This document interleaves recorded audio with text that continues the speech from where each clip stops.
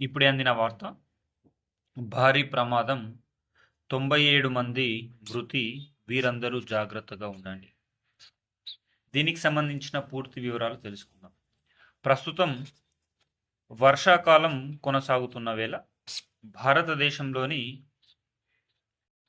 వివిధ రాష్ట్రాల్లో భారీగా వర్షాలు కురవడం ద్వారా నదులు, సముద్రాలు పొంగుతూనే ఉన్నాయి.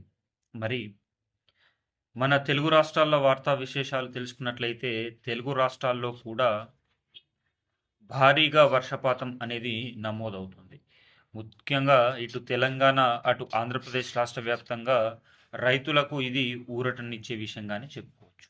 అయితే భారతదేశంలో ఇప్పుడు విషాద ఛాయలు నెలకొన్నాయి.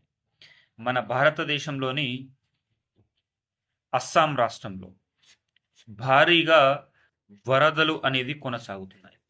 అస్సాం రాష్ట్రంలోని ధనసిరి అనే నది విపరీతంగా పొంగి పొర్లుతున్న వేళ రాష్ట్రంలో ఉన్నటువంటి దాదాపు 15 జిల్లాల్లోని 1,68 లక్షల మంది ఈ వరద ప్రభావానికి గురి కావడం అయితే జరుగుతుందని వార్తా విశేషాలు. 481 గ్రామాలు ఈ వర్షపు ప్రభావానికి, ఈ నది ప్రవాహానికి ఇబ్బందికరమైన పరిస్థితులు ఎదుర్కొంటున్నాయి.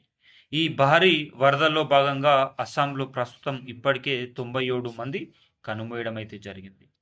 133 పునరావాస కేంద్రాలను కేంద్రం ఏర్పాటు చేసినట్లు, రాష్ట్రం ఏర్పాటు చేసినట్లు సమాచారం. మరి భారీ ప్రమాదం అయితే అస్సాం రాష్ట్రానికి చోటు చేసుకుంది. ఇప్పుడే 97 మంది వరకు కనుమూయడం జరిగింది.